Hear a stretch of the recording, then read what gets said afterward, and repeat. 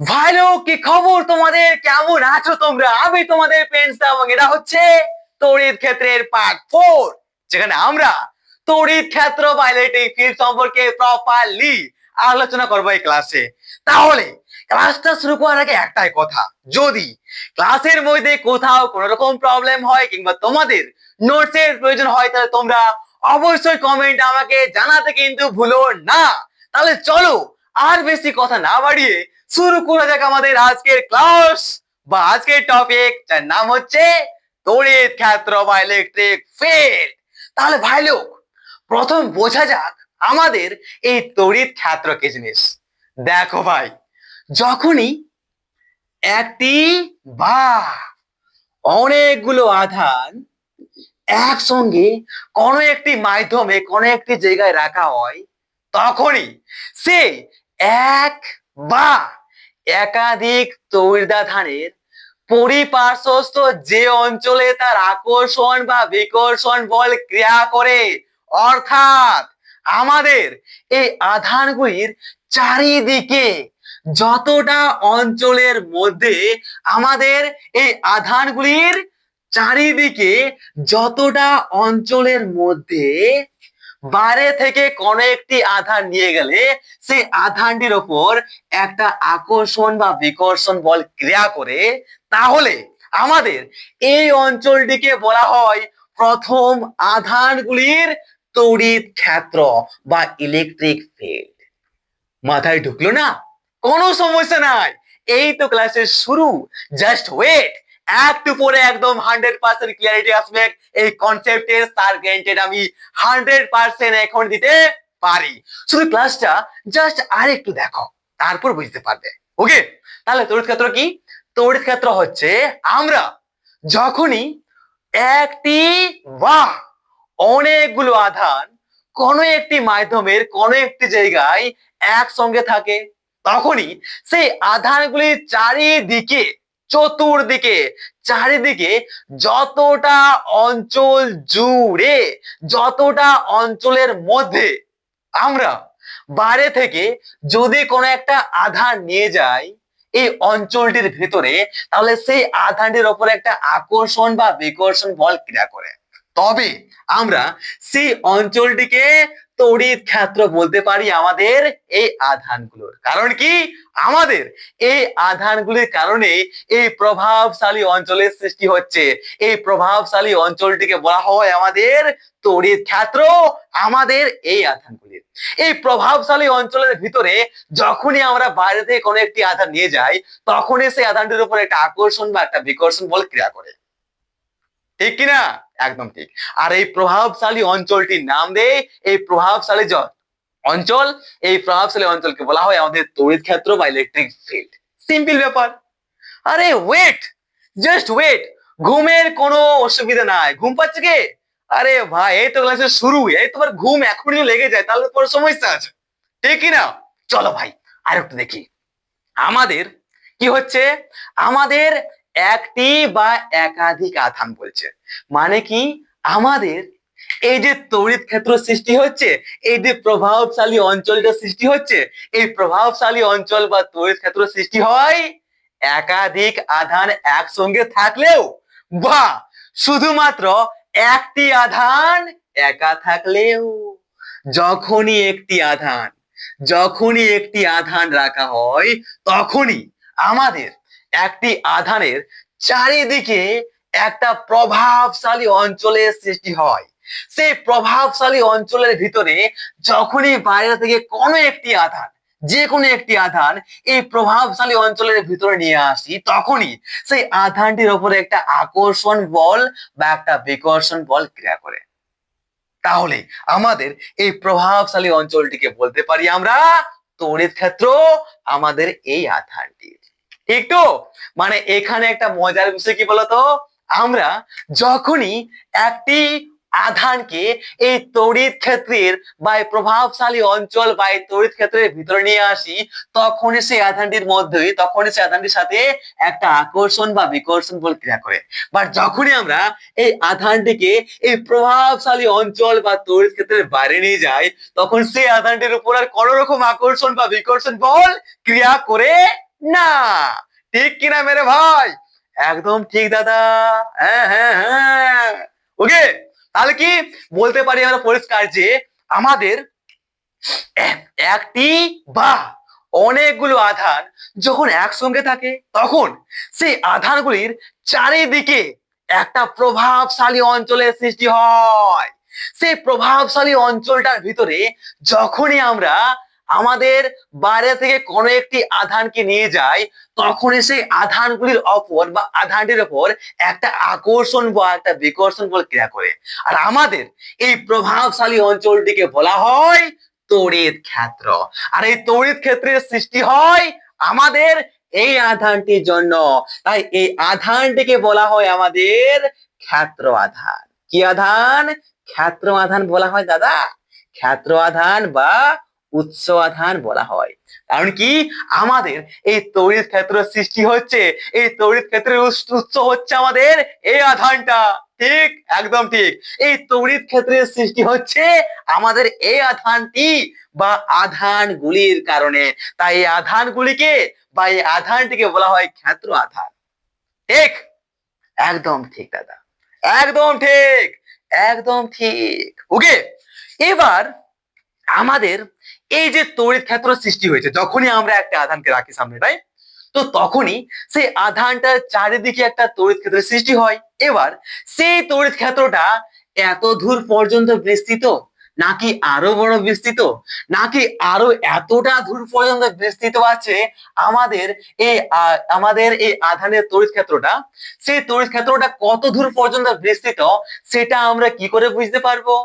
সেটা আমরা তখনই বুঝতে পারবো যখন আমরা বাইরে থেকে একটি আধানকে নিয়ে যাব।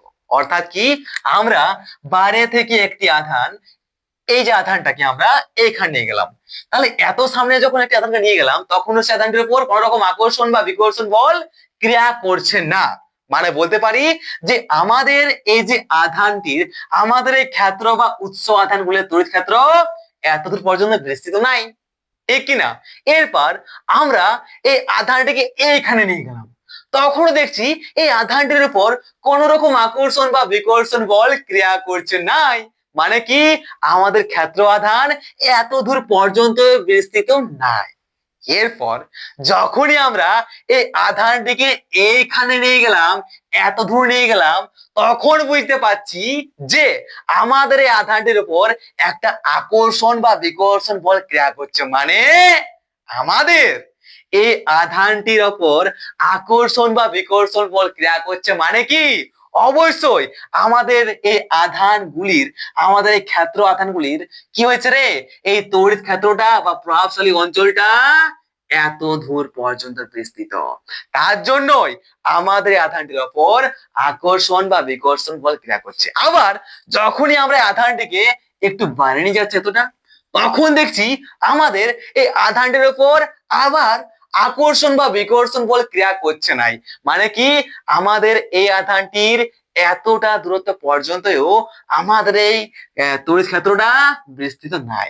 মানে আমরা পরিষ্কার বুঝতে পারছি যে আমাদের এই আধানগুলার যে তড়িৎ ক্ষেত্র, সেই তড়িৎ ক্ষেত্রের বিস্তারটা কত দূর সেটা আমরা পরিষ্কার পরিমাপ করতে পারি, পরিষ্কার বুঝতে পারি আমাদের বাইরে থেকে নিয়ে আসা এই আধানটির ওপর বা এই আধানগুলির ওপর। ঠিক তো? একদম ঠিক। মানে এই তড়িৎ ক্ষেত্রের পরীক্ষাটা আমরা প্রপারলি বুঝতে পারছি এই তড়িৎ ক্ষেত্র কত দূর পর্যন্ত বিস্তৃত সেটা পরীক্ষা করার জন্য আমাদের বাইরে থেকে যে আধানটা নিতে হচ্ছে, এই বাইরে থেকে নিয়ে আসা আধানটিকে বলা হয় আমাদের পরীক্ষক আধান। কি বলা হয়? Test charge. টেস্ট চার্জ বলা হয় ভাই। কারণ কি আমাদের তড়িৎ ক্ষেত্রটা কত দূর পর্যন্ত বিস্তৃত সেটা আমরা টেস্ট করছি এই আধানটি দিয়ে। তাই এটা বলা হয় কি আমাদের পরীক্ষাধীন আধান, সরি পরীক্ষক আধান বলা হয়। তাহলে এবার যদি প্রশ্ন আসে আমাদের যে ক্ষেত্র আধান কোনগুলো, তাহলে আমরা বলতে পারি যে আমাদের যে আধানগুলির কারণে আমাদের তড়িৎ ক্ষেত্রের সৃষ্টি হয়, আমাদের এই প্রভাবশালী অঞ্চলটির সৃষ্টি হয় যাকে আমরা তড়িৎ ক্ষেত্র বলছি, সেই আধানগুলিকে বলা হয় ক্ষেত্র আধান বা উৎস আধান বা ইংলিশে বলা হয় ফিল্ড চার্জ। এবং আমাদের এই যে তড়িৎ ক্ষেত্র কত দূর পর্যন্ত বিস্তৃত আছে সেটা আমরা যে আধান দিয়ে টেস্ট করছি, যে আধান দিয়ে পরীক্ষা করছি, অর্থাৎ এই আধানটা বাইরে থেকে নিয়ে আসা আধানটা, সেই আধানটিকে বা সেই আধানগুলিকে বলা হয় আমাদের কি বলা হয় রে? পরীক্ষক আধান। সিম্পল ব্যাপার, ঠিক তো? একদম ঠিক। একটা মজার জিনিস বলছি, কিরকম বলো তো? দেখো ভাই, আমাদের এটা কি, মনে করো এটা হচ্ছে আমাদের একটা চম্বক। কি রে এটা? একটা চম্বক। এবার এই চম্বকের, এটা কি রে? চম্বক। এবার এই চম্বকের সামনে যখন আমরা এত সামনে একটা লোহা নিয়ে আসি, তখন সেই চম্বক আর লোহার মধ্যে একটা আকর্ষণ বল কাজ করে, চ্যাট করে লটকে যায়। লটকে কি নাই? একদম ঠিক। এরপর আমরা যখন এই লোহাটিকে একটু দূরে নিয়ে যাই, এত দূরে নিয়ে যাই, তখন দেখা যায় এই লোহার চুম্বক একে অপরের সঙ্গে আর আকর্ষণ করছে না। মানে কি, আমরা বুঝতে পারছি যে আমাদের অবশ্যই এই চুম্বকটা আছে না, চুম্বকটার চারিদিকে একটা চুম্বক ক্ষেত্রের সৃষ্টি হয়েছে। তার জন্যই আমাদের এই লোহাটিকে যখনই আমরা চুম্বক ক্ষেত্রের ভিতরে নিয়ে যাচ্ছি সামনে, তখনই এই চুম্বক আর লোহার মধ্যে একটা আকর্ষণ বল ক্রিয়া করছে। এরপর যখনই আমরা এই চুম্বক ক্ষেত্রের বাইরে এই লোহাটিকে নিয়ে যাচ্ছি এখানে, তখন দেখা যাচ্ছে যে এর মধ্যে কোন রকম আকর্ষণ বা বিকর্ষণ বল ক্রিয়া করছে না। মানে কি, আমাদের একটা চুম্বকের কারণে কি হয়, একটা চুম্বকের চারিদিকে তার পরিপার্শ্বস্থ অঞ্চলে একটা প্রভাবশালী একটা অঞ্চলের সৃষ্টি হয়, যাকে আমরা বলে থাকি চুম্বক ক্ষেত্র। ঠিক তো? আর এই চুম্বক ক্ষেত্রের কারণেই আমরা লোহাকে সামনে নিয়ে গেলে আকর্ষণ হয়, দূরে নিয়ে গেলে কোন রকম আকর্ষণ বা বিকর্ষণ বল ক্রিয়া করে না, যদি করে সেটা অনেক নগণ্য, একদম কম। ঠিক কিনা? তো ভাই, আমাদের এই যে একটা চুম্বকের চারিদিকে চুম্বক ক্ষেত্রের সৃষ্টি হয়, এই চুম্বক ক্ষেত্রের সৃষ্টি এবং আমাদের এই তড়িৎ আদানের কারণে এই চারিদিকে সৃষ্ট এই যে তড়িৎ ক্ষেত্র, এই চুম্বক ক্ষেত্র আর তড়িৎ ক্ষেত্রের মধ্যে কোনো ডিফারেন্স নেই, শুধু নামের ডিফারেন্স। এখানে বলা হয় চুম্বক ক্ষেত্র, এখানে বলা হয় তড়িৎ ক্ষেত্র। বা সিম্পল, যেমন যখনই আমরা কি করছি, একটা আধানকে এখানে নিয়ে যাচ্ছি, তখন কি হচ্ছে, এই আধান এদের মধ্যে কোনো রকম আকর্ষণ বা বিকর্ষণ বল ক্রিয়া করছে নাই। এরপর যখনই আমরা এই আধানটিকে তড়িৎ ক্ষেত্রের ভিতরে নিয়ে যাচ্ছি, তখনই সে আধানটির উপর আকর্ষণ বা বিকর্ষণ বল ক্রিয়া কিন্তু করছে। করছে কিনা? হ্যাঁ দাদা, সে আকর্ষণ বা বিকর্ষণ বল একটা ক্রিয়া করছে। মানে কি, এটা অবশ্যই আমরা তড়িৎ ক্ষেত্রের ভিতরে একটি আধানকে নিয়ে যাচ্ছি, সেই আধানটিকে বলা হয় পরীক্ষক আধান, এবং আমাদের এই আধানগুলিকে বলা হয় ক্ষেত্র আধান বা উৎস আধান। তো ভাই, আমাদের এই যে আমাদের এই যে একটি তড়িৎ ক্ষেত্র অঞ্চলের ধর্মকে সম্পূর্ণভাবে নির্দেশ করার জন্য আমাদের একটা পরিমাপযোগ্য ভৌত রাশির প্রয়োজন পড়ে। সেই পরিমাপযোগ্য ভৌত রাশির নাম হচ্ছে তড়িৎ ক্ষেত্র ভেক্টর। তাহলে তড়িৎ ক্ষেত্র ভেক্টর কি জিনিস, সেই সম্পর্কে চলো বোঝা যাক। চালিয়ে বস দেখতে হ্যাঁ আমাদের তড়িৎ ক্ষেত্র ভেক্টর কি জিনিস। যদি ঘুম পাই তাহলে অবশ্যই একটা কমেন্ট আমাকে জানাও, ওকে? আমি চাই না তোমরা ঘুমায়, এত টাইম দিয়ে দেখবে তারপরে ঘুমাবে আর ক্লাসটা দিকে মজা বেশি লাগবে না, এটা হতে পারে না। আর আমি কথা দিচ্ছি যে আমি ঘুমাতে দিতে পারবো না তোমাদের, ওকে? আমি চাই না তোমরা কিন্তু ঘুমাও। তো যদি তোমাদের প্রয়োজন হয় কয়েকটা সাইজ শোনার বা কয়েকটা গান শোনার, তো অটোমেটিক আমাকে কমেন্টে জানাও, আমি পরে ক্লাসে 10টা 20টা 25টা গান শোনান দেবো। যেমন तेरे बिना नहीं लगता है नींद मुझे। চলে, চলো দেখি আমাদের এই তড়িৎ ক্ষেত্র ভেক্টর, তড়িৎ ক্ষেত্র ভেক্টর কি জিনিস। এই তড়িৎ ক্ষেত্র ভেক্টর হচ্ছে তড়িৎ ক্ষেত্র ভেক্টর হচ্ছে একটা পরিমাপযোগ্য ভৌত রাশি। এই পরিমাপযোগ্য ভৌত রাশি অর্থাৎ এই তড়িৎ ক্ষেত্র ভেক্টর দিয়ে আমাদের একটি তড়িৎ ক্ষেত্র অঞ্চলের ধর্মকে সম্পূর্ণভাবে প্রকাশ করা যায়। আর আমাদের এই তড়িৎ ক্ষেত্র ভেক্টরকে আমরা শর্টকাটে তড়িৎ ক্ষেত্র বলে থাকি। অর্থাৎ কি, কখনো হয়তো বলছি আমি তড়িৎ ক্ষেত্র, মানে বুঝেছিস, আমাদের এই তড়িৎ ক্ষেত্র ভেক্টরের কথাই বলা হচ্ছে তড়িৎ ক্ষেত্র ভেক্টর, বা শর্টকাটে বলা হয় তড়িৎ ক্ষেত্র। তো তড়িৎ ক্ষেত্র ভেক্টর কি, আমাদের এক বা একাধিক আধান দ্বারা এক বা কি আমাদের এই এক বা একাধিক আধান দ্বারা প্রভাবিত এই যে অঞ্চল, আমাদের এই এক বা একাধিক আধান দ্বারা প্রভাবিত অঞ্চলের কোন একটি বিন্দুতে, এইখানে বলো বা এখানে বা এখানে, যে কোনো একটা, ঠিক আছে, আমাদের এক বা একাধিক আধান দ্বারা প্রভাবিত অঞ্চলের কোন একটি বিন্দুতে একক ধনাত্মক আধান নিয়ে গেলে সেই একক ধনাত্মক আধানটির ওপর যে আকর্ষণ বা বিকর্ষণ বল ক্রিয়া করে তাকে ওই বিন্দুতে আলোচ্য আধান সমূহের তড়িৎ ক্ষেত্র ভেক্টর বলে। একদম সিম্পল ব্যাপার।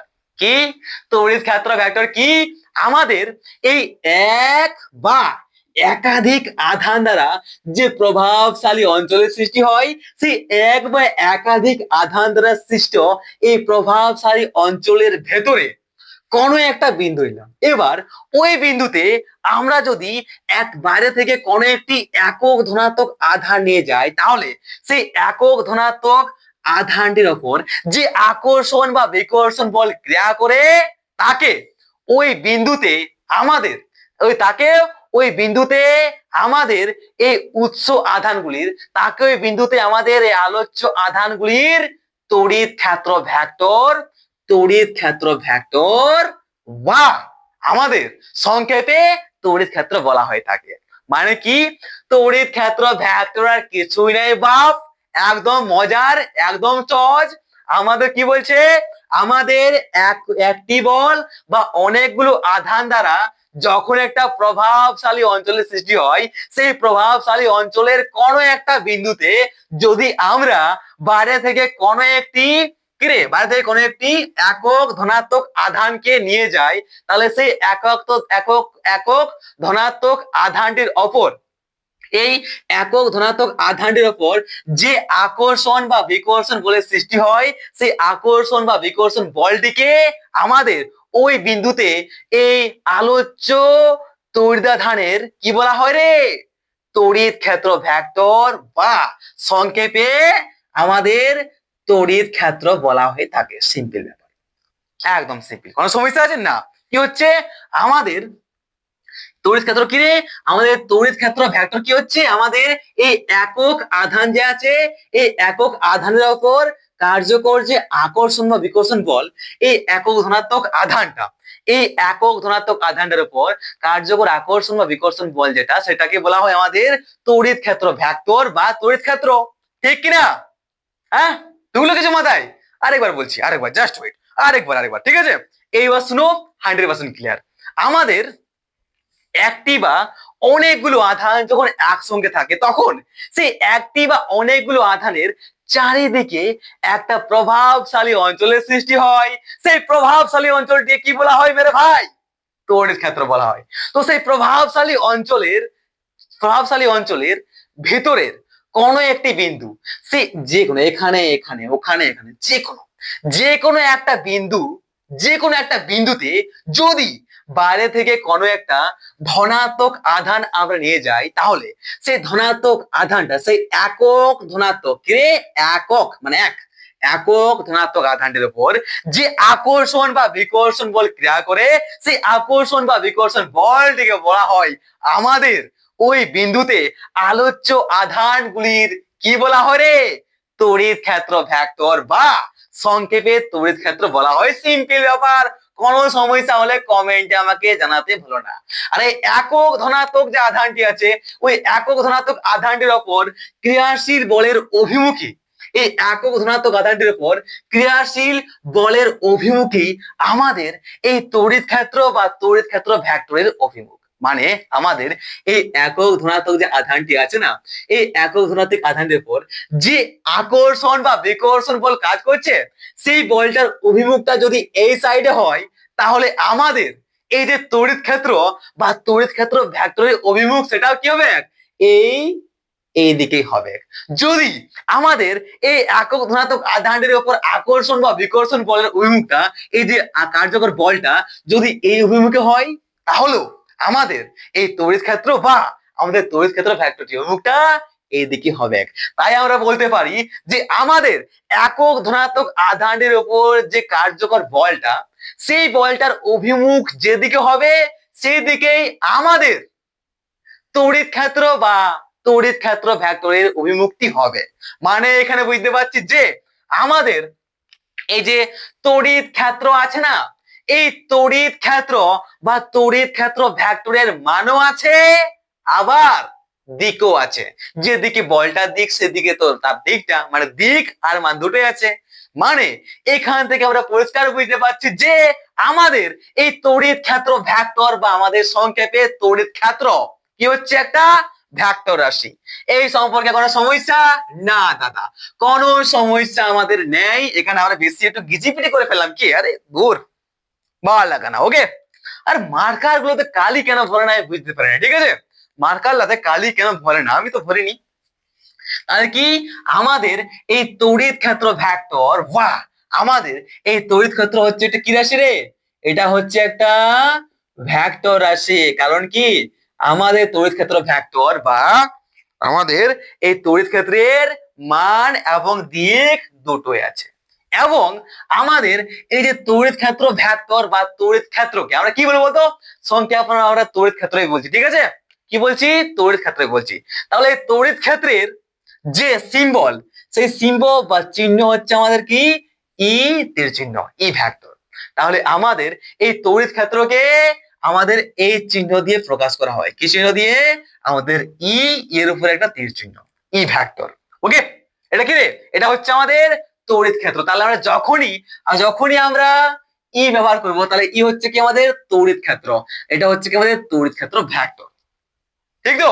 তাহলে কি আমাদের এই যে তড়িৎ ক্ষেত্র আছে বা এই তড়িৎ ক্ষেত্র ভেক্টর, এ হচ্ছে একটা ভেক্টর রাশি। কারণ আমাদের তড়িৎ ক্ষেত্রের মান এবং অভিমুখ দুটোই আছে।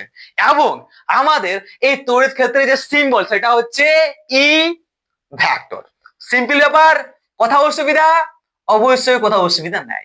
বাস, তাহলে চলো এরপর আমরা কয়েকটি ম্যান বিষয় আলোচনা করি, ঠিক কিনা বয়েস? একদম ঠিক। তো চলো ভাই এই সম্পর্কে আরেকটু ভালো করে আলোচনা করা যাক। তুঝে দেখা তো এ জানা সনম।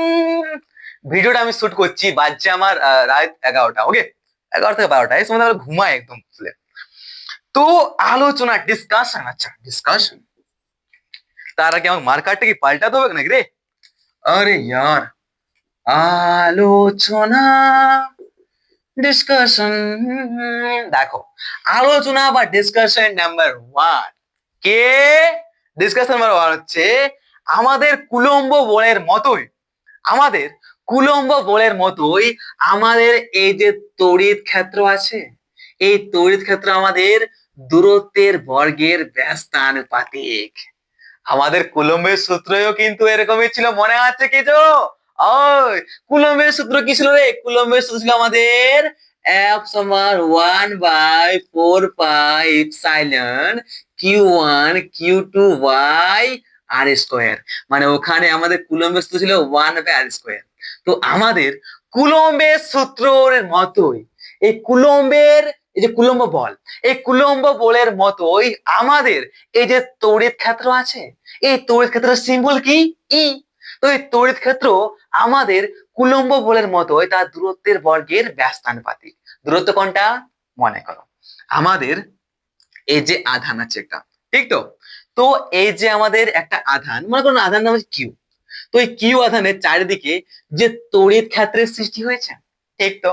তো এই তড়িৎ ক্ষেত্রের কোনো একটা বিন্দুতে যদি আমরা বাইরে থেকে একটা একক ধনাত্মক আধান নিয়ে যাই, তাহলে সেই একক ধনাত্মক আধান যেটা আছে, সেই একক ধনাত্মক আধানটা অবশ্যই যত দূরে এই কিউ আধান থেকে যতটা দূরে আছে তার দূরত্ব যদি আর হয়, তাহলে আমাদের এই যে এই বিন্দুতে তড়িৎ ক্ষেত্র কি, এই তড়িৎ ক্ষেত্র তার দূরত্বের বর্গের ব্যস্তানুপাতিক। মানে কি আমাদের এই দূরত্ব যত বাড়বে তত আমাদের তড়িৎ ক্ষেত্রের পরিমাণটা কমবে। যেমন আমাদের চৌম্বক ক্ষেত্রের পরিমাণটা তেমনই কমে, ঠিক কিনা? আমরা যদি এই একক ধনাত্মক আধানটিকে আরো সামনে নিয়ে যাই তাহলে কি হবে? আরো বেশি তড়িৎ ক্ষেত্র কাজ করবে, আরো বেশি আকর্ষণ বা বিকর্ষণ বল ক্রিয়া করবে। মানে বুঝতে পারছি কি, আমাদের এই যে তড়িৎ ক্ষেত্র আছে, এই তড়িৎ ক্ষেত্র কুলম্ব বলের মতোই আমাদের এই তড়িৎ ক্ষেত্র কিরে তার দূরত্বের বর্গের ব্যস্তানুপাতিক। এটা আমরা সবসময় মাথায় রাখবো। আর এখান থেকে আমরা বুঝতে পারছি একটা জিনিস ম্যান, কিরকম জিনিস দাদা, আমাদের এই যে তড়িৎ ক্ষেত্র আছে না, এই তড়িৎ ক্ষেত্র বিস্তার কোথাও শেষে নেই। এই তড়িৎ ক্ষেত্রের বিস্তার কোথাও শেষ নেই।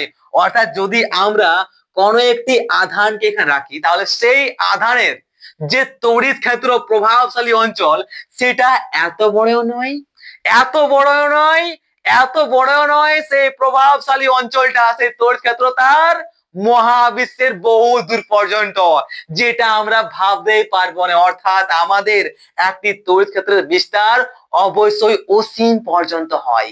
কি করে বুঝতে পারলাম আমরা? আমরা এটা বুঝতে পারছি আমাদের এই ফর্মুলাটা থেকে।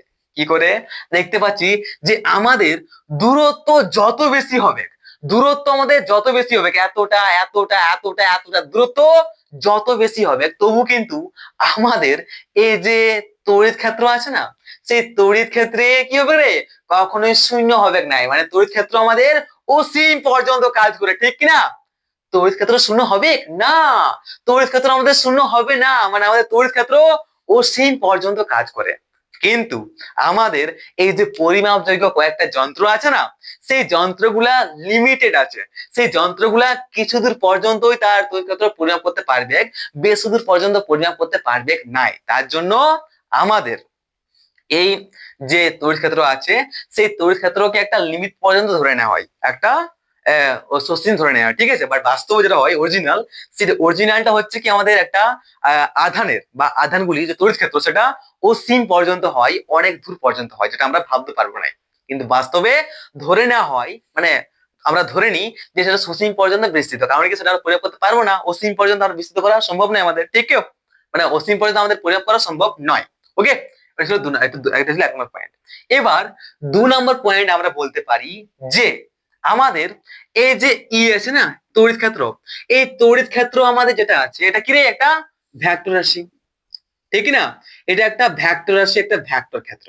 তাই আমাদের আমাদের আমাদের যে কোনো অঞ্চলে এই তড়িৎ ক্ষেত্র বা ভেক্টর থাকুক না কেন, সেই যে কোনো অঞ্চলে আমাদের এই তড়িৎ ক্ষেত্র বা ভেক্টর, সরি, এই তড়িৎ ক্ষেত্র বা তড়িৎ ক্ষেত্র ভেক্টর কি হয়, মান এবং অভিমুখ সবসময় নির্দিষ্ট থাকে।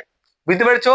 আমাদের এই যে তড়িৎ ক্ষেত্র আছে, সেই তড়িৎ ক্ষেত্র হচ্ছে একটা ভেক্টর রাশি, ঠিক তো? তার জন্য কি, আমাদের একটা অঞ্চলের যেদিকে এই বিন্দুতে বা যে কোনো বিন্দুতে আমরা রাখি না কেন, প্রত্যেকটা বিন্দুতেই আমাদের এই যে তড়িৎ ক্ষেত্র আছে এই তড়িৎ ক্ষেত্রের অভিমুখ এবং মান সবসময় নির্দিষ্ট থাকে, একই থাকে, সুনির্দিষ্ট থাকে, কোনো রকম পরিবর্তন কিন্তু হয় না। ঠিক আছে? বাস, এইবার হচ্ছে 3 নম্বর পয়েন্ট। আর এই 3 নম্বর পয়েন্ট আমাদের ইম্পর্টেন্ট, এই 3 নম্বর পয়েন্ট আমাদের মাথায় রাখতে হয়। দেখো ভাই, আমাদের এটা মনে করে একটা তড়িৎ ক্ষেত্র, ঠিক তো, প্রভাবশালী অঞ্চল, সেটাও কি আমাদের এই কিউ আধানটি।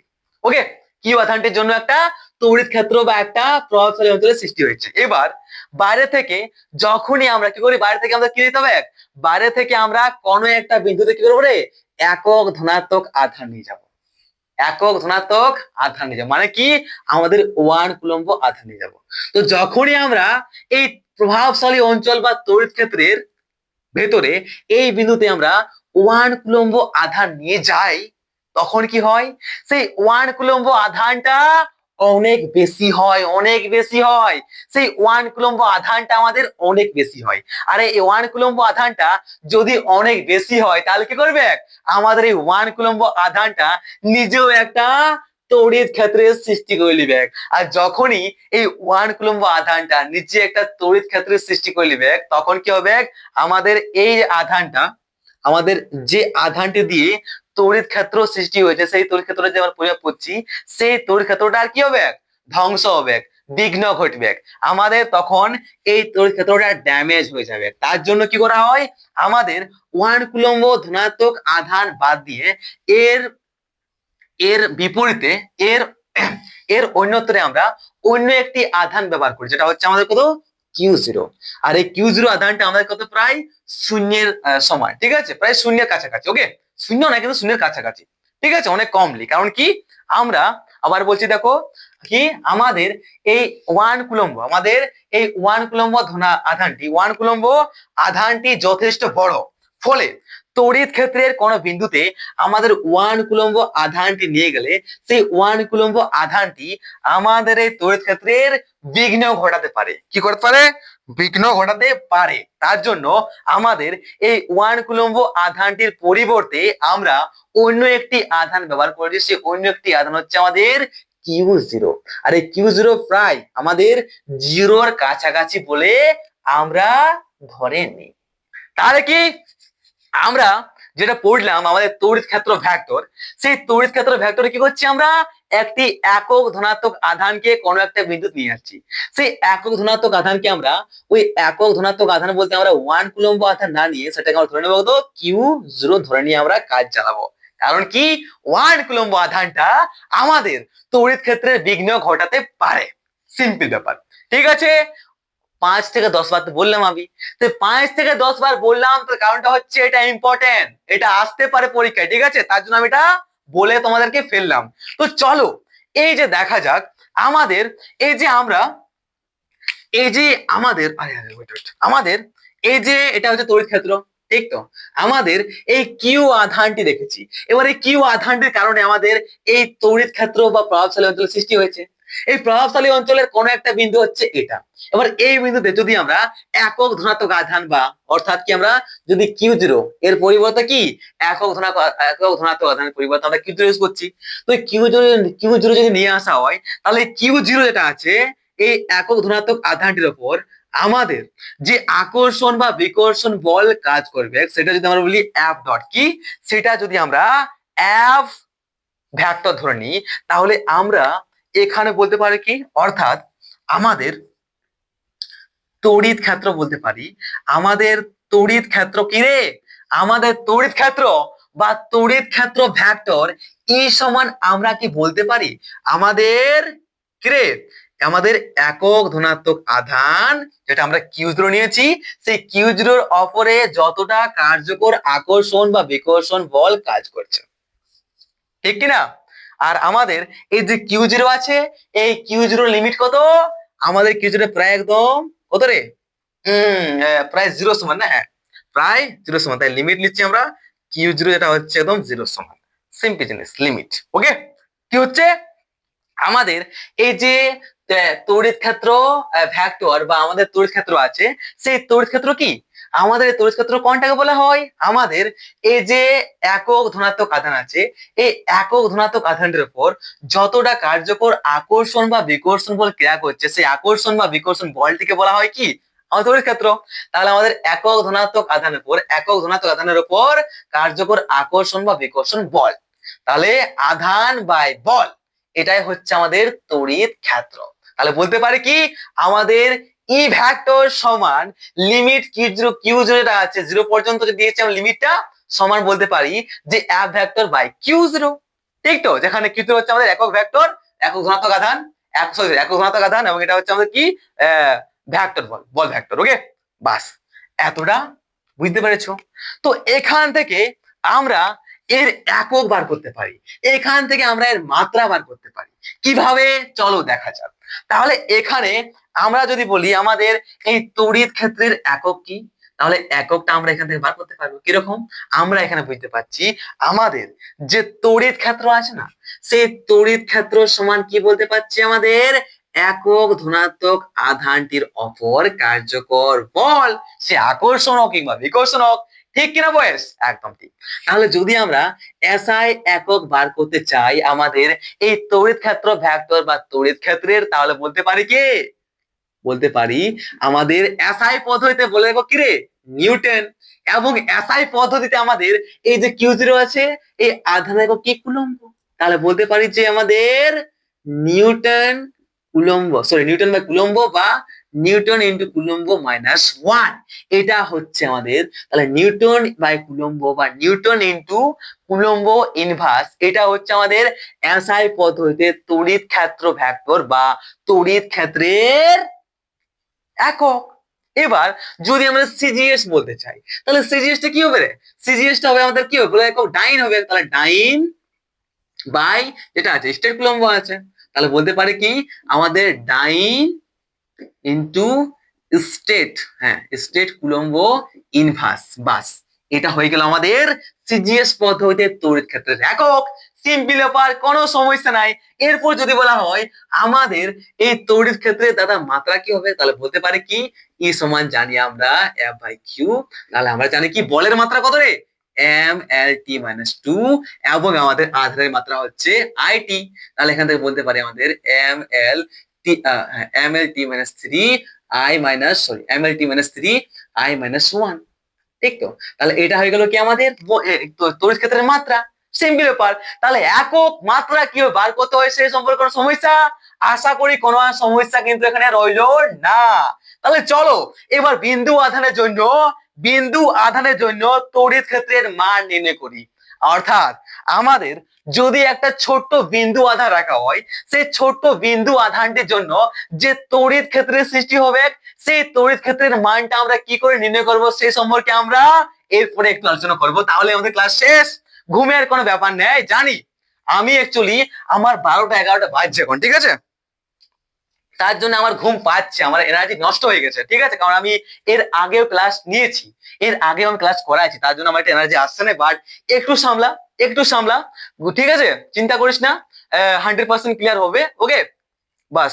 আর এখন পর্যন্ত যদি কোথাও কোনো সমস্যা থেকে যায় তো কমেন্ট আমাকে জানাতে ভুলিস না, ঠিক আছে? কোনো রকম ডাউট রাখিস না, কোনো রকম ডাউট রাখিস না ভাই। ক্লাসটা কার জন্য করাচ্ছি? তোমার জন্য করাচ্ছি তো, না? হ্যাঁ, তাহলে কি তুমি না বুঝতে পারো তাহলে আমার ক্লাসটা করায় লাভ কি? এতটা চিল্লাই বলে লাভ কি? ঠিক তো? যত কিছু করা হচ্ছে তোমার জন্য করা হচ্ছে। এরপর যদি তোমাকে আমি না বুঝাতে পারি তাহলে এটা আমার গালতি, আমার ভুল। এবং তুমি বেশি কথা না বলে ভালো, না তো রাগ হয়ে যাবে। বিন্দু আধানের টপিক নোটস কর। বিন্দু আধানের জন্য তড়িৎ ক্ষেত্রের মান, বিন্দু আধানের জন্য তড়িৎ ক্ষেত্রের মান। আর এটা শেষ মানে আমাদের শেষ আজকে টপিক, তড়িৎ ক্ষেত্র আজকে পুরো শেষ হয়ে যাবে, ঠিক তো? একদম ঠিক। তাহলে কি হচ্ছে বিন্দু আধানের জন্য তড়িৎ ক্ষেত্রের মান? অর্থাৎ আমরা যদি কোন একটা একদম ছোট্ট একটা বিন্দু আধান নিই, একদম কিউ পরিমাণের একটা বিন্দু আধান নিই, তাহলে কিউ পরিমাণের একটা ছোট্ট বিন্দু আধানের জন্য যে একটা প্রভাবশালী অঞ্চল বা একটা তড়িৎ ক্ষেত্রের সৃষ্টি হবে, একটা প্রভাবশালী অঞ্চল বা একটা তড়িৎ ক্ষেত্রের সৃষ্টি হবে কিনা? একদম দাদা হবে। তাহলে কি মনে করা যাক আমাদের কিউ পরিমাণ একটি বিন্দু আধান, কিউ পরিমাণ স্মাইটা লিখছি, কি হচ্ছে কিউ পরিমাণ একটা বিন্দু ছোট্ট আধান আমাদের ইপসাইলন তড়িৎ, ইপসাইলন কি রে? তড়িৎ ভেদ্যতা, তাহলে কি ইপসাইলন তড়িৎ ভেদ্যতা বিশিষ্ট, ইপসাইলন তড়িৎ ভেদ্যতা বিশিষ্ট কোন একটি মাধ্যমে আমাদের একটি বিন্দু আধান কিউ রাখা আছে। তো সেই কিউ বিন্দু আধানটির চারিদিকে একটা প্রভাবশালী অঞ্চলের সৃষ্টি হবে। সেই প্রভাবশালী অঞ্চলটি কি বলা হয়? সেই প্রভাবশালী অঞ্চলটিকে বলা হয় দাদা আমাদের তড়িৎ ক্ষেত্র, ঠিক কিনা? তড়িৎ ক্ষেত্রের সৃষ্টি হবে কিনা? একদম দাদা। সেই বিন্দু পরিমাণ সেই কিউ পরিমাণ বিন্দু আধানটির জন্য কিন্তু আমাদের চারিদিকে একটা প্রভাবশালী অঞ্চলের সৃষ্টি হবে, যাকে আমরা তড়িৎ ক্ষেত্র বলছি।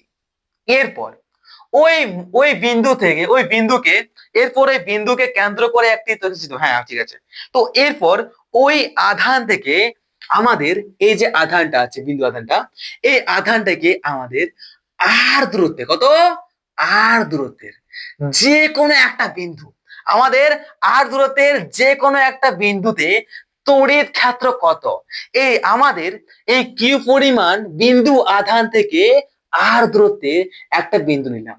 এবার সেই বিন্দুতে তড়িৎ ক্ষেত্রের পরিমাণ কত সেটা নির্ণয় করার জন্য আমাদের কি করতে হবে, এই বিন্দুতে তড়িৎ ক্ষেত্র নির্ণয় করার জন্য কি করতে হবে রে, ওই বিন্দুতে একটি একক ধনাত্মক আধান নিয়ে আসতে হবে। কি করতে হবে, একটি একক ধনাত্মক আধান নিয়ে আসতে হবে।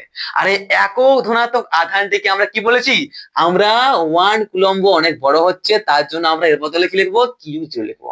তাহলে বলতে পারি কি এখানে আমরা Q0, একদম ঠিক আছে। তাহলে বলতে পারি কি আমরা এই একক ধনাত্মক আধান যেখানে আমরা Q0 বলছি, তাহলে একটা একক ধনাত্মক আধানকে নিয়ে আসা হলো, রাখা হলো। এরপর ওই একক ধনাত্মক আধান যে পরিমাণ, তো যখনই আমাদের এই কিউ পরিমাণ বিন্দু আধান থেকে আর দূরত্বে একটা বিন্দু নিয়ে হলো, এবার সেই বিন্দুতে তড়িৎ ক্ষেত্রের পরিমাণ কত সেটা পরিমাপ করার জন্য যখনই আমরা বাইরে থেকে একটি একক ধনাত্মক আধান যেখানে হচ্ছে কিউ জিরো নিয়ে আলি আমরা এই বিন্দুর মধ্যে, তো এই বিন্দুটাতে নিয়ে আসা এই একক ধনাত্মক আধানটা কিউ জিরোর ওপর আমাদের একটা আকর্ষণ বা একটা বিকর্ষণ বল ক্রিয়া করবে কিনা, একদম। তাহলে সেই আকর্ষণ বা বিকর্ষণ বল অনুভব করবে আমাদের এই আধানটি যে পরিমাণ আকর্ষণ বা বিকর্ষণ বল ক্রিয়া করবে, আকর্ষণ বিকর্ষণ বল ক্রিয়া অনুভব করবে, আমাদের এই আধানটি যে পরিমাণ আকর্ষণ বা বিকর্ষণ বল অনুভব করবে তা ওই বিন্দুতে তড়িৎ ক্ষেত্রের পরিমাণ, তা এই বিন্দুতে তড়িৎ ক্ষেত্রের পরিমাণ। সিম্পল ব্যাপার, আবার বলছি দেখো, একদম সিম্পল ব্যাপার, আমি একদম টুকরো টুকরো করে বলছি, একদম সিম্পল ব্যাপার। আমরা করেছি, আমরা ইপসাইলন তড়িৎ ভেদ্যুত বিশিষ্ট একটা মাধ্যম নিয়েছি, ওকে।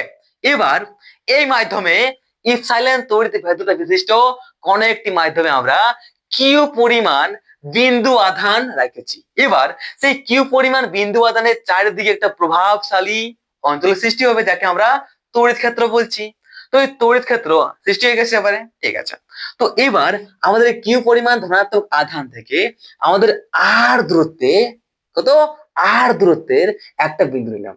এবার সেই বিন্দুতে আমাদের তড়িৎ ক্ষেত্রের মান কত, তড়িৎ ক্ষেত্রের মান কত, ই এর মান কত, হ্যাঁ তড়িৎ ক্ষেত্রের মান কত সেটা নির্ণয় করার জন্য আমরা বাইরে থেকে একটি একক ধনাত্মক আধান কিউ জিরো নিয়ে গেলাম। তাহলে অবশ্যই সেই কিউ জিরোর উপরে একটা আকর্ষণ বা বিকর্ষণ ক্রিয়া করবে।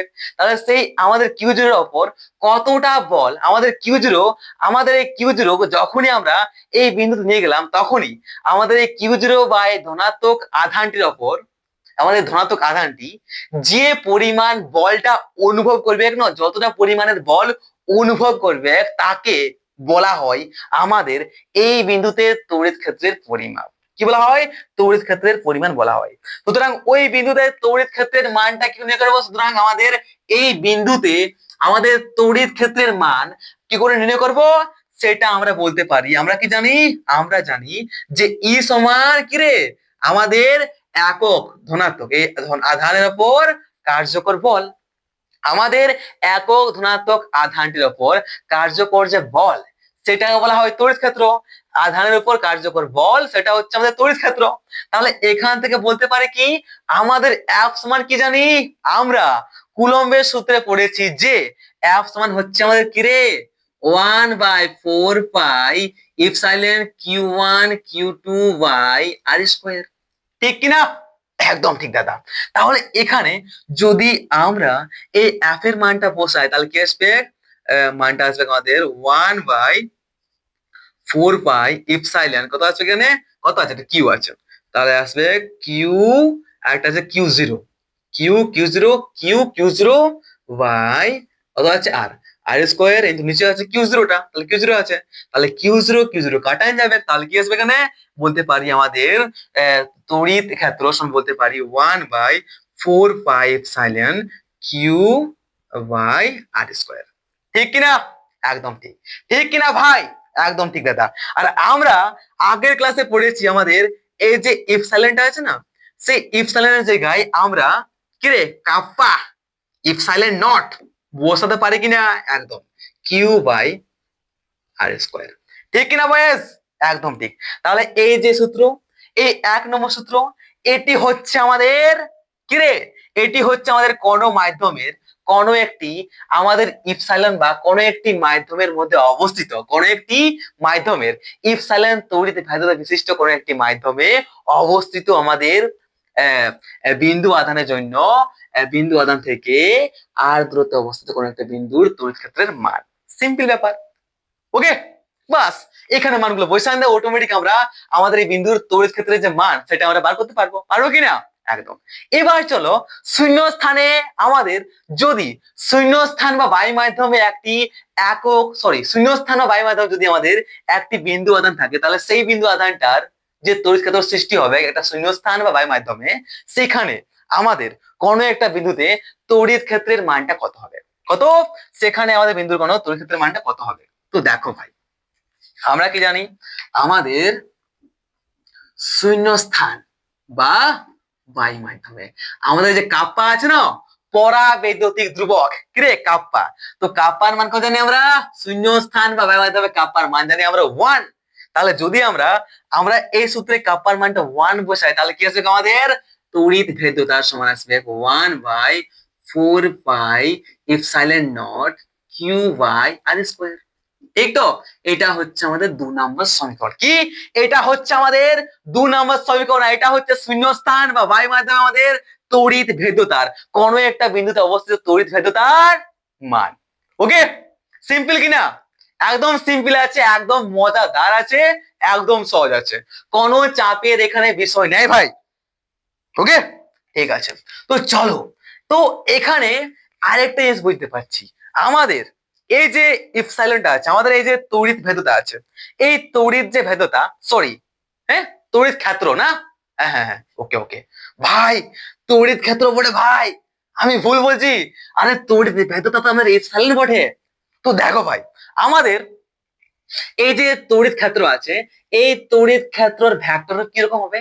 সিমিলার আমাদের এই যে তড়িৎ ক্ষেত্র আছে, এই তড়িৎ ক্ষেত্র এবং আমাদের ওই যে কুলম্বের সূত্র ছিল, সেই কুলম্বের সূত্র এবং তড়িৎ ক্ষেত্র, তাদের মধ্যে সূত্রের পুরো সিমিলারিটি আছে। সেই সূত্রটা কুলম্বের সূত্র, কুলম্ব বল এবং আমাদের তড়িৎ ক্ষেত্র, এদের দুটি সূত্র কি হচ্ছে রে? পুরা সিমিলার আছে, একই রকম আছে, মানে কি এদের ভেক্টরটা সিমিলারই হবে। তাহলে বলতে পারি কি আমরা এরপরে চিহ্ন দিয়ে দাও, তাহলে কি ই ভেক্টর আমরা বলতে পারি 1/4 পাই ইপসাইলন নট, রে 4 পাই epsilon not Q/r², r cap. এই আর ক্যাপটা কি? আমাদের এই কিউ পরিমাণ বিন্দু আধান থেকে আমাদের এই ধনাত্মক আধানটির দিকে অভিমুখে একটি একক ভেক্টর হচ্ছে আমাদের আর ক্যাপ। তাহলে বলতে পারি কি E vector is equal to 1/4 pi epsilon not into Q/r² r cap. বাস, এটা হচ্ছে আমাদের তড়িৎ ক্ষেত্রের ভেক্টর রূপ, আর কিছুই না। এখানে আমাদের ওই যে অ্যাসাইগো দেখলাম নিউটন বা কুলম্ব ছিল, তো সেই মুছে দিচ্ছে, হয়েছে? এতটা নোটস করে নাও, ঠিক আছে? না তো আমাকে বলবে কমেন্টে, আমি তো নোটস পাঠাই দিব, ঠিক আছে? কোনো চাপ নাই।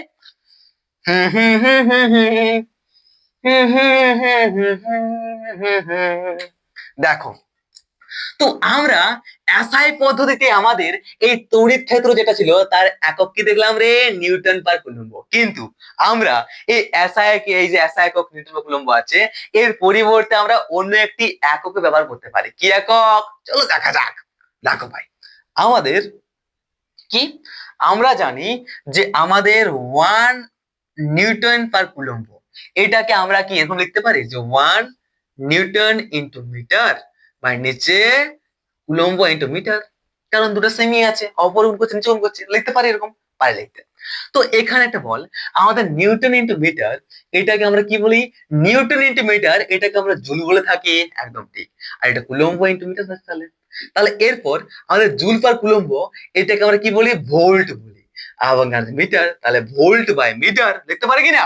তাহলে এটা হচ্ছে কি আমাদের বিকল্প রূপ। আমাদের এসআই পদ্ধতিতে তড়িৎ ক্ষেত্রের যে একক নিউটন পার কুলম্ব, সেই এসআই পদ্ধতি নিউটন পার কুলম্ব এর পরিবর্তে আমরা যদি আমরা ভোল্ট পার মিটার লিখি, তাও কোনো সমস্যা নাই। এটা হচ্ছে আমাদের এসআই পদ্ধতিতে তড়িৎ ক্ষেত্রের বিকল্প একটি একক, ঠিক আছে? কি? Volt per metre, volt per metre. বাস, এতটাই থাক। ওকে, ঠিক আছে। তাহলে আমাদের ওই যে আমরা 1 নম্বর সমীকরণ দেখলাম একটু আগে, 1 নম্বর সমীকরণ এবং 2 নম্বর সমীকরণ দেখলাম, এই 2 নম্বর সমীকরণ, ওই 1 নম্বর এবং 2 নম্বর সমীকরণ, এই সমীকরণ দুটিকে বোঝা যায় বিভিন্ন বিন্দুতে তড়িৎ ক্ষেত্রের পরিমাণ কিরে বিভিন্ন হয় কিনা। বিভিন্ন বিন্দুতে তড়িৎ ক্ষেত্রের পরিমাণ বিভিন্ন হয়। যদি আমরা এই ধনাত্মক আধানটিকে সামনে নিয়ে আসি তাহলে কি এই যত সামনে আনবো তত দূরত্ব কমবে, আর দূরত্ব কমবে মানে কি আমাদের তড়িৎ ক্ষেত্রের পরিমাণটা বৃদ্ধি পাবে, পাবে কিনা।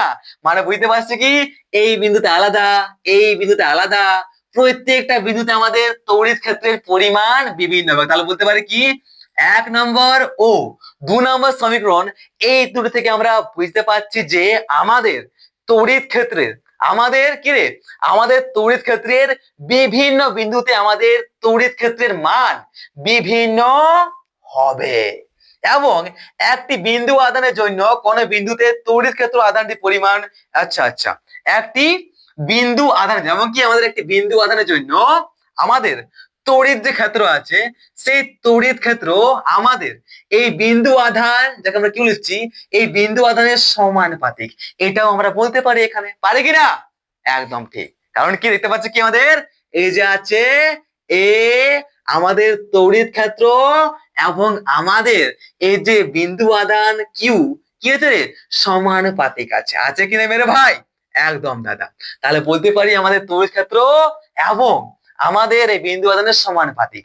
আমাদের এই তড়িৎ ক্ষেত্র যে কাজ করে সেই তড়িৎ ক্ষেত্রের বলটার মান, সেই তড়িৎ ক্ষেত্রের মানটা আমাদের বিন্দু আধান অর্থাৎ আমাদের কিউ পরিমাণ আধানের সমানুপাতিক। এইখানে আধানটার পরিমাণ বাড়ায় যদি, এখানে যদি আমরা 10টা আধান রাখি তাহলে আর বেশি হবে আমাদের তড়িৎ ক্ষেত্র। যত বেশি আধান আমরা রাখবো এখানে তত বেশি আমাদের মানটা, ততই আমাদের বেশি হবে এই তড়িৎ ক্ষেত্রের মানটা। সিম্পল কিনা, একদম সিম্পল। এবং আমাদের এই দূরত্বের বর্গের ব্যস্তানুপাতে, এটা দেখলাম যে আমাদের কি হচ্ছে তড়িৎ ক্ষেত্র আমাদের দূরত্বের বর্গের ব্যস্তানুপাতে। সিম্পল জিনিস, এগুলো আমরা দেখতে পেলাম এখান থেকে। ওকে, কোনো সমস্যা নাই। আছে কোনো সমস্যা? কোনো সমস্যা তো কমেন্ট বক্স ফাঁকা। কার জন্য ফাঁকা? তোমার জন্য ফাঁকা। কাকে কি বলতে হবে? আমাকে বলতে হবে, ঠিক আছে। মাইকটা অফ হয়ে যায় মাঝে মধ্যে, দেখতে হচ্ছে যদি মাইকটা অফ হয়ে যায় তো গিয়া আমার ক্লাস, এখানে আমাদের ক্লাস শেষ হবে, ঠিক আছে। এরপর তো শুনতে পাবি না। ওকে, তো বলো ভাই, এখন পর্যন্ত কোথাও কোন রকম সমস্যা থেকে? কোনো সমস্যা নেই দাদা। তো এবার আরেকটা জিনিস দেখো, আমাদের এই যে আধানটা আছে, আমাদের এই যে আধানটা, এটা তো সব সময় ধনাত্মক আধান, বলে দিচ্ছি একক ধনাত্মক আধান, একক ধনাত্মক আধান, বারবার বলছি এটা ধনাত্মক আধানই হবে। তো আমাদের এই যে আধানটা আছে, এই আধানটা যদি ধনাত্মক হয় তাহলে এই দুটির মধ্যে কি বল কাজ করে গারে বারে ভাই? কি করবে? বিকর্ষণ বল কাজ করবে। মানে কি আমাদের এই আধানটা, এই আধানটিকে এই বিন্দুটি দিয়ে কি করবে এইদিকে বাইরের দিকে ফেঁকে দিয়ে চেষ্টা করবে। মানে বলতে পারে কি যে আমাদের এই ধনাত্মক, যদি আধানটি ধনাত্মক হলে তড়িৎ ক্ষেত্র যেটা হবে সেই তড়িৎ ক্ষেত্র আমাদের এই আধান থেকে সবসময় দূরের দিকে বাইরের দিকে কাজ করবে। আবার যদি আমাদের এই আধানটি ঋণাত্মক হয় তাহলে আমাদের তড়িৎ ক্ষেত্র সব সময় এই আধানটির দিকে কাজ করবে। একদম শেষ। তাহলে যদি বলা হয় যে আমরা যদি একটা ধনাত্মক আধান, এবার সেই ধনাত্মক আধানটার যদি চারিদিকে তড়িৎ ক্ষেত্রের সৃষ্টি হয় তাহলে আমাদের সেই তড়িৎ ক্ষেত্রের বলটা, সেই তড়িৎ ক্ষেত্রের অভিমুখটা কোন দিকে হবে? তাহলে বলতে পারি ধনাত্মক আধান নিলে তড়িৎ ক্ষেত্রটা সবসময় এই আধানটা থেকে দূরের দিকে হবে। আবার যদি আমরা ঋণাত্মক আধান নিই তাহলে সবসময় আমাদের তড়িৎ ক্ষেত্র এই আধানটির কাছের দিকে হবে, কারণ সবসময় এটাকে কি করবে আকর্ষণ করবে। ওকে, প্লাসে মাইনাসে আকর্ষণ, ঠিক কিনা? একদম ঠিক দাদা। তো চলো ভাই, আমাদের তড়িৎ ক্ষেত্রের সংজ্ঞা অনুসারে কোন বিন্দুতে যদি আমাদের এই যে তড়িৎ ক্ষেত্রের সংজ্ঞা দেখলাম, সেই তড়িৎ ক্ষেত্রের সংজ্ঞা অনুসারে যদি আমাদের কোনো একটি বিন্দু নিই, ওকে, এই যে বিন্দু আছে, তোমাদের এই কোনো একটি বিন্দুতে কি রে যে তড়িৎ ক্ষেত্রের পরিমাণ, আমাদের কোনো একটি বিন্দুতে মনে করো তড়িৎ ক্ষেত্র আছে ই। এবার এই ই তড়িৎ ক্ষেত্র বিশিষ্ট কোনো একটা বিন্দুতে যদি আমরা বাইরে থেকে একটা আধান নিয়ে আসি তাহলে সেই আধানটার উপর কতটা আকর্ষণ বা বিকর্ষণ বল কাজ করবে দাদা? এটাও বলতে পারি আমরা। কি জানি? আমরা জানি ই সমান হচ্ছে কিউ বাই কে Q0/F। তাহলে এখান থেকে বলতে পারি কি আমরা F সমান কি ই ই কিউ জিরো। তাহলে বলতে পারছি কি এই হচ্ছে আমাদের কতটা আকর্ষণ বা বিকর্ষণ বল। তাহলে বলতে পারি যে আমাদের কোনো একটা বিন্দুতে যদি কোনো একটা বিন্দুতে যদি ই তড়িৎ ক্ষেত্র ই পরিমাণের হয়, তড়িৎ ক্ষেত্র ই হয় এবং সেই ই পরিমাণ তড়িৎ ক্ষেত্র বিশিষ্ট একটা বিন্দুতে যদি আমরা কিউ জিরো পরিমাণ ধনাত্মক আধান নিয়ে আসি, তাহলে সেই কিউ জিরো পরিমাণ ধনাত্মক আধানটির উপর যে বলটা কাজ করবে সেই বলটা বলতে পারি F সমান ই কিউ জিরো। সিম্পল ব্যাপার। যদি এর ভেক্টর রূপ বলা হয় তাহলে লাগাও এর মধ্যে তীর চিহ্ন, বাস হয়ে গেল ভেক্টর রূপ। সিম্পল ব্যাপার, হয়ে গেল ভেক্টর রূপ। তাহলে এটা হচ্ছে কি আমাদের বল, যে কতটা আকর্ষণ বা বিকর্ষণ বল কাজ করছে সেটার বলটা। ওকে, ঠিক আছে। সমস্যা হলে জানাস সবাই, ঠিক আছে। তাহলে বলতে পারি কি, তাহলে বলতে পারি বল সমান আমাদের তড়িৎ ক্ষেত্র ইনটু আমাদের একক ধনাত্মক আধান বা তড়িৎাধান, বাস। এবার আরেকটা জিনিস মাথায় রাখ, তড়িৎ ক্ষেত্রে কোনো আধানের উপর ক্রিয়াশীল বল আহিত কণার ভরের উপর নির্ভর করে না।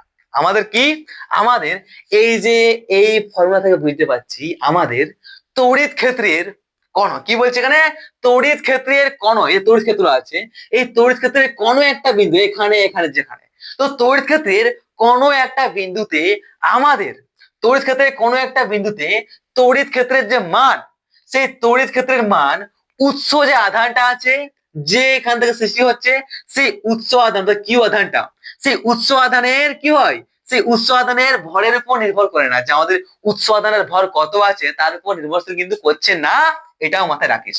বাস, এখানে আমাদের ক্লাসটা শেষ হবে। তার আগে আরেকটা কথা দেখো ভাই, আমরা একটা জিনিস বললাম যে আচ্ছা বাচ্চা আছে, ওকে বাচ্চা আছে। তো আমরা একটা জিনিস দেখলাম যে আমাদের কি হচ্ছে, আমাদের যদি একটা তড়িৎ ক্ষেত্র সৃষ্টি হয় আমাদের, আরে यार এটা হচ্ছে কিউ। তো এটা আধানের জন্য যদি আমাদের তড়িৎ ক্ষেত্র সৃষ্টি হয় তাহলে সেই তড়িৎ ক্ষেত্রে কি হয়, সেই অঞ্চলের বিভিন্ন বিন্দুতে তড়িৎ ক্ষেত্রের পরিমাণ বিভিন্ন হয়। কিন্তু যদি এরকমটা হয় যে আমাদের তড়িৎ ক্ষেত্রের ভিতরে প্রত্যেকটা বিন্দুতে এই বিন্দুতে এই বিন্দুতে এই বিন্দুতে প্রত্যেকটা বিন্দুতে আমাদের এই তড়িৎ ক্ষেত্র ই এর মানটা সমান হয়, অর্থাৎ কি, যদি এরকম হয়, যদিও এটা বাস্তবে সম্ভব নয়, আমরা যদি একটা কিউ পরিমাণ আধান নিই, সেই কিউ পরিমাণ আধানের চারিদিকে যদি তড়িৎ ক্ষেত্রের সৃষ্টি হয় আর সেই তড়িৎ ক্ষেত্রের বিভিন্ন অঞ্চলে সেই বিভিন্ন অঞ্চলের বিভিন্ন বিন্দুর মধ্যে যদি আমাদের এই তড়িৎ ক্ষেত্র ই এর মানটা সব দিকে সমান হয় এবং দিক বা অভিমুখটাও একই হয়, তাহলে সেই সমস্ত, তাহলে সেই কি বলা হয়, তাহলে সেই তড়িৎ ক্ষেত্রকে বলা হয় সুষম তড়িৎ ক্ষেত্র, যেটা বাস্তবে সম্ভব নয়। কি বলা হয়, সুষম তড়িৎ ক্ষেত্র বলা হয়ে থাকে। তো চলো ভাই, আমাদের ক্লাসটা আজকে এখানে শেষ হবে। আরে একটা কথা, ওয়েট ওয়েট ওয়েট ওয়েট, আরে একটা কথা, আমাদের তড়িৎ ক্ষেত্রের কোন বিন্দুতে তড়িৎ ক্ষেত্রের মান উৎস আধানের উপর নির্ভর করে, পরীক্ষক আধানের উপর নির্ভর করে, হ্যাঁ সেটা তো জানি আমরা, সেটা তো আমরা জানি, সেটা তো আমরা জানি। কি বলছে এখানে, আমাদের একটা এই যে তড়িৎ ক্ষেত্র আছে, সেই তড়িৎ ক্ষেত্রের মানটা নির্ভর করে কার উপর, আমাদের সেই উৎস আধানগুলোর উপর, ঠিক তো। এই যে একটা তড়িৎ ক্ষেত্রের সৃষ্টি হয়েছে, আমি কি করবো ভাই, আমার মার্কারটা গেল মরে, মার্কারটা লেখাচ্ছে না, মার্কারটা ধোকা দিচ্ছে, এটা দিচ্ছি ধোকা নাই। তো কি হচ্ছে, আমাদের এই যে একটা কিউ আধান নিয়েছি, সেই কিউ আধানের কারণেই তার চারিদিকে তড়িৎ ক্ষেত্রের সৃষ্টি হয়েছে। তাহলে এই আমাদের এই যে তড়িৎ ক্ষেত্র সৃষ্টি হয়েছে ই, এই তড়িৎ ক্ষেত্রের মানটা আমাদের কার উপর নির্ভর করে, আমাদের এই উৎস বা ক্ষেত্র আধানটির উপর নির্ভর করে। আমরা বাইরে থেকে যে আধানটি নিয়ে যাচ্ছি যাকে বলছি কি পরীক্ষক আধান, সেই পরীক্ষক আধানটির উপর নির্ভর করে না, কারণ কি, আমরা পরীক্ষক আধানটি ব্যবহার করছি সেখানে তড়িৎ ক্ষেত্র সৃষ্টি হয়েছে কিনা সেটা টেস্ট করার জন্য, সেটা চেক করার জন্য।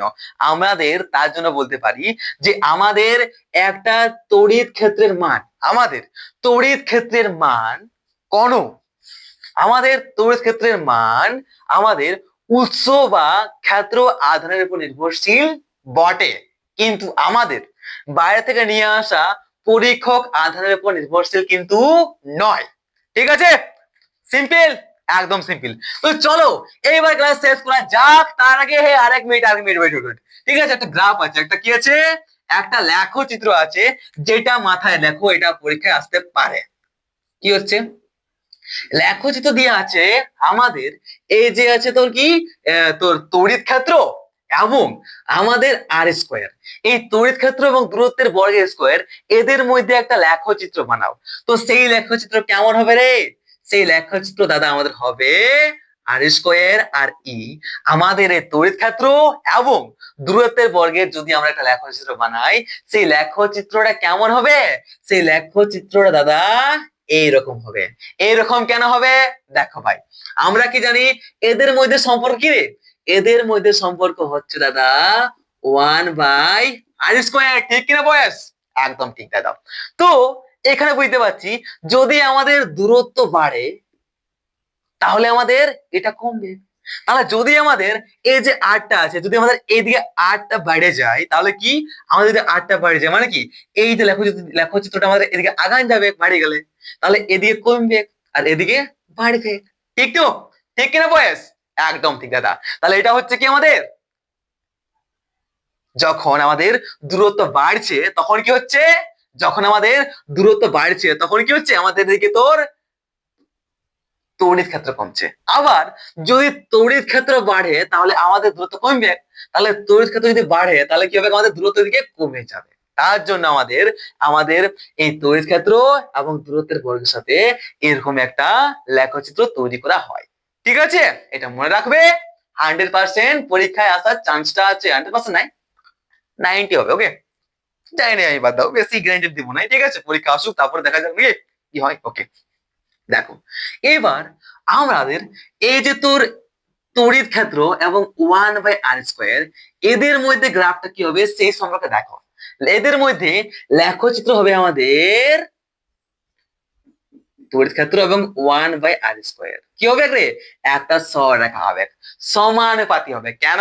কারণ আমরা জানি যে আমাদের ই সমান কি জানি রে, 1/1 আর² হবে। বুঝাবো এটা, মানটা বুঝাবো। তাহলে এখানে আমাদের কি হবে রে, এটা অপর দিকে উঠে গেলে কি হবে, আমাদের আর² হয়ে যাবে। তাহলে এখানে বুঝতে পারছি যে আমাদের যদি এর পরিমাণটা যদি বৃদ্ধি পায়, যদি এটা বৃদ্ধি পায় তাহলে এটাও বৃদ্ধি পাবে। ঠিক কিনা?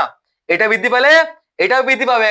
তাহলে আমাদের এটা আর এটার মধ্যে কি হয়, সমানুপাতের সৃষ্টি হয়। কি দেখতে পাচ্ছি আমরা? দেখো আছে স্কোয়ার কি হচ্ছে, 1/r², এটা আর এটা সমানুপাতের সম্পর্ক। তাই বুঝতে পারছি যে আমাদের তড়িৎ ক্ষেত্র বৃদ্ধি পেলে আমাদের এই এটাও বৃদ্ধি পাবে। তার জন্য যেহেতু দুটাই বৃদ্ধি পাবে, এটা বাড়লে এটা বাড়ছে, তার জন্য কি হবে, একটা সরলরেখার সম্পর্ক হবে, সরলরেখার একটা লেখচিত্র হবে। বাস, আজকের ক্লাসটা এত থাকুক। যদি ক্লাসের মধ্যে কোথাও কোনো অসুবিধা হয়েছে বুঝতে, বা যদি কোন রকম নোটস এর প্রয়োজন হয় তাহলে তোমরা কমেন্ট আমাকে জানাও। বেস্ট অফ লাক, ভালো করে পড়াশোনা করো। ওকে, পরের লেকচারে দেখা হচ্ছে। আমার মনে হয় যে আমি আজকে বেশি জবরদস্ত ক্লাসটা করতে পারলাম না, আমি স্যাটিসফাই নাই, কারণ আমি দিনের বেলা ঘুমাচ্ছিলাম না। ওকে, দিনের বেলা আমি ঘুমাচ্ছিলাম না। আর এখন 11টা 11:30, আই থিঙ্ক 12টা বাজছে। ঠিক আছে, আচ্ছা 11টা শুরু করেছিলাম, মানে এখন 12টা বাজছে মনে হয়। তো অনেক রাত হয়ে গেছে আর আমার ঘুম পাচ্ছে। তো ঘুমে ঘুমে যাই না কি করালাম কি না, তো তোমরা কমেন্টে আমাকে জানাও। ওকে, আর ক্লাসটা ভালো লাগলে শেয়ার করো, বাই, সাবস্ক্রাইব করো। পরের লেকচারে দেখা হচ্ছে। Bye, subscribe, share. ওকে, ওকে।